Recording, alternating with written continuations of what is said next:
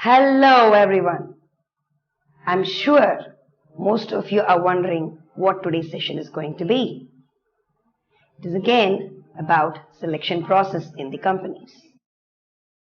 Some of you may be in your final years and preparing and maybe in anxiety as to what is going to come in your way, or what are the preparations you need to take, or what are the precautions you need to take. In many companies, they have different levels of selection process.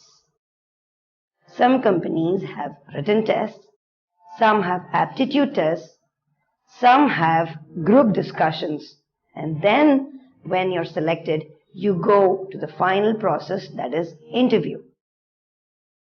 Why do companies have so many levels of selection process? The answer is obvious, right? They want the best. The selection process may vary from one company to another company. Some companies may have certain selection process at the beginning itself. For example, they may have a group discussion at the beginning and then select some people who will then go on to do written tests. Now, I've been talking about GD or group discussion, right? What is group discussion?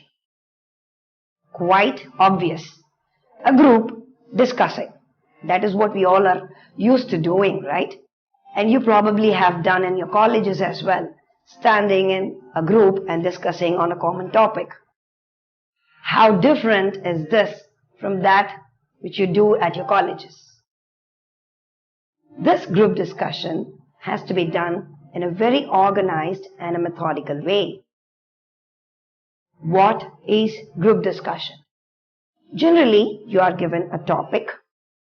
You are given some amount of time to prepare. For example, 10 to 15 minutes.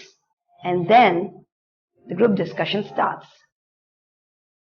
You must have probably had some debates and such competitions in your colleges, right? What is different from a debate and a group discussion? Well, in debates, when you are given a topic, there is a set or there are a group of people who talk in favor of the topic. And there are another group of people who talk against the topic. Whereas in a group discussion, you need not form a for and against opinion. At the beginning of the discussion, you may probably agree with the topic. But as the discussion progresses, your thoughts and your views may change, transform. So you may choose to go with a totally different opinion. It is perfectly all right. So that is the difference between group discussion and debate. Now, when we are talking about group discussion, what is group discussion, which I just briefed you? Why do companies conduct this as a selection process? And third, the most important, how should you go about in a group discussion? We just saw what a group discussion is. A group of people sitting in a room discussing on a common topic. Why is this a necessary selection process? Why do companies resort to group discussion as a selection process? The most important reason, number one reason, is to observe your communication skills. Number two, your leadership skills. And number three, your ability to understand, analyze, and talk about your topic. They are going to observe how aware are you about the topic. Once the topic is given, a group of people from the company sit in a corner of the room with a notebook in their hands and start observing the group discussion process. How it is progressing.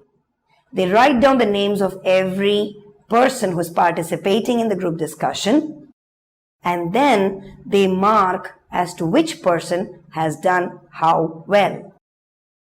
Mostly the topic is a general topic, a recent event, or a topic that everyone is well aware of. So it will not be a very difficult topic to talk about. They have this process as a main selection process to see how good communicator are you, how good a leader are you, and how aware are you about the topic. This tells them whether you have all those qualities that they are looking for in you. Why do they need leadership qualities? Why are they looking for communication skills in you?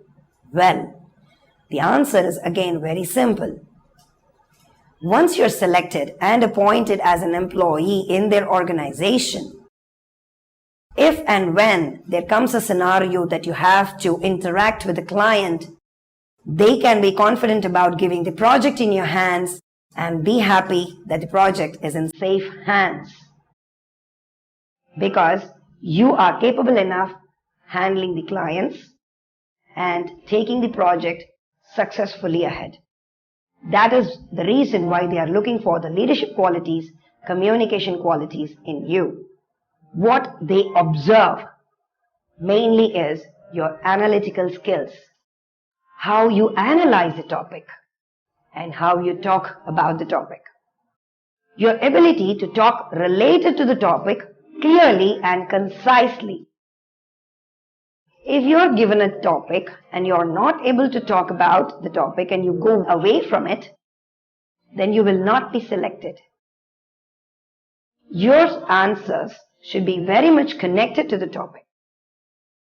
Your ability to speak effectively and confidently and communicate your point to others is also observed in the process. How confident you are in this communication process. Well, in college, when you stand as a group and communicate, you have no fear because the group is a well-known group. You are very well aware of your friends. You're comfortable in the group. Whereas here, you don't know any of your other group mates. You probably met them 5 or 10 minutes ago. So you are all new to each other. So how comfortable you are talking in front of a new and unknown audience. That shows your confidence levels. And the awareness of the topic, that also shows your confidence level. The observers from the organization note all these points and mark it in their notebook.